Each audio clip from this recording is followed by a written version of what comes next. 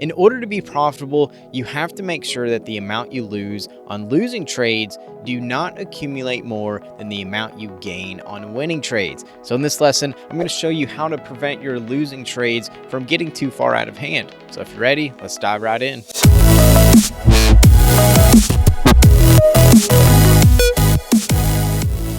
Let's go back to one of the strategies a casino uses to stay profitable over the long term.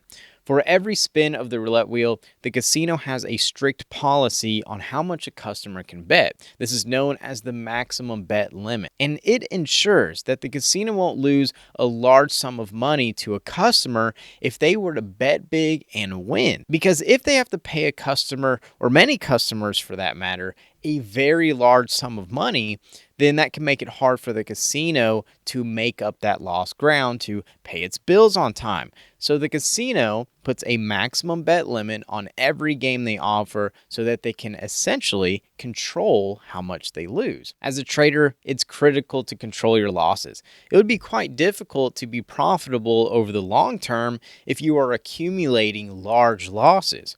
Even if you have a high win rate, a single large loss could wipe away multiple winning trades, setting you back weeks or even months.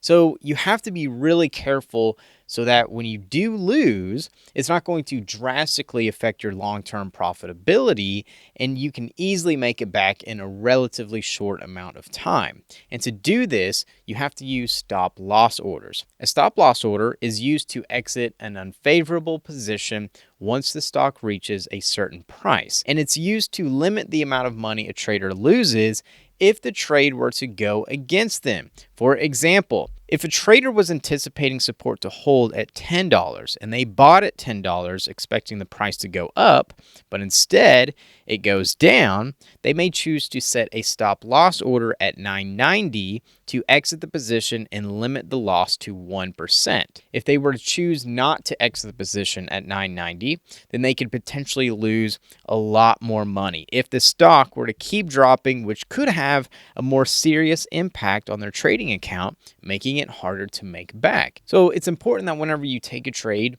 you have a strict plan on where you would exit if the trade were to not work out as planned, so that you don't run the risk of losing more money than you intend to. So the first part is figuring out where to place your stop. One mistake that I see a lot of beginner traders make is placing their stop loss very close to their entry price, which does make sense on the surface because the tighter you place your stop, the less money you would lose, right?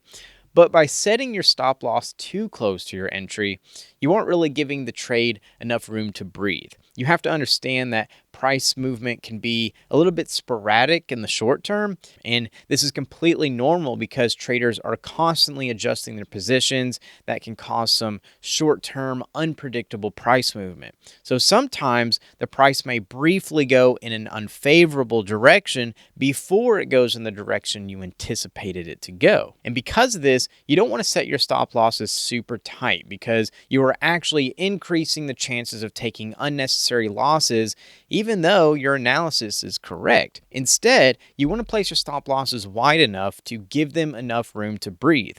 So by using wider stops, you can withstand temporary adverse price movements without exiting the trade prematurely, causing you to lose money and miss out on profitable trades. But you wouldn't really want to place your stop loss at any random price. Instead, you want to place your stop loss behind a major market structure.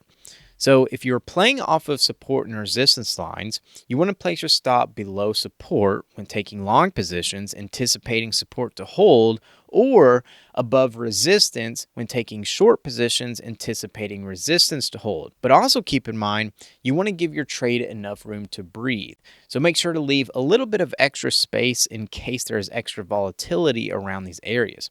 So if you're always trading around these levels and your stop losses are always behind these barriers, then your trades are going to have a much harder time of hitting your stop and more likely to produce some sort of profit. All right, now stop loss orders are only half the equation when it comes to controlling how much money you lose. In the next lesson, I'm going to be showing you how you can still lose the same amount of money on every trade no matter where you place your stop loss orders. I hope you all learned something, and I'd like to thank you so much for watching.